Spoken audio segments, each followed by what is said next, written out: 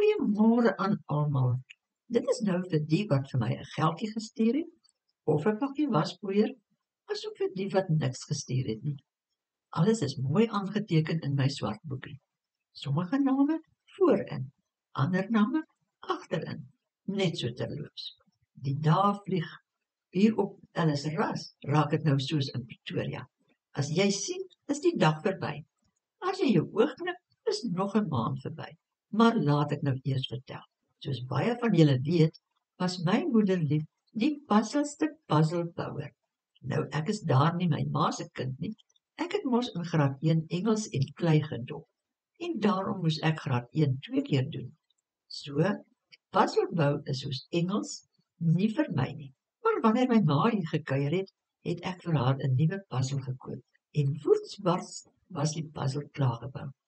Ek moet sê, ek het nooit die moeilikstes gekoop nie, want wanneer ek wel 'n kansie gekry het, het ek by haar gaan sit met 'n koppie koffie en dan het ek saamgebou.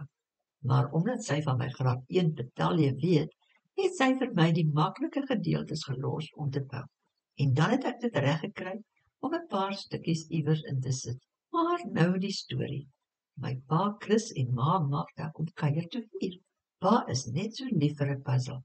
Dus haal ek vir hom 'n puzzel uit. Maar voor hy die puzzel kon klaarbou, moes hulle weer vertrek. Ek vra hom toe om nie die puzzel op te breek nie, want ek wil kyk of ek hom kan klaarmaak. Dit was begin Februarie. Ek gee my toe self tyd tot eind Februarie. So, wanneer ek dan 'n kansie kry, dan bou ek. Maar daar langs die blokpot op die tafel, het ek vir my 'n boksie ouma neergesit.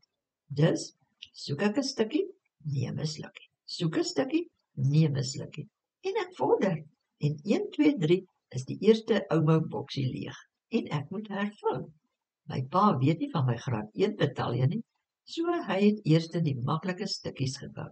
Miskien het hy ook 'n graad 1 probleem gehad. Sal nie weet nie, maar dit daar gelaat. 2 weke, toe is die puzzel klaar. En so ook ouma nommer 7. Moet sê, ek oorweeg om nou meer puzzels te bou.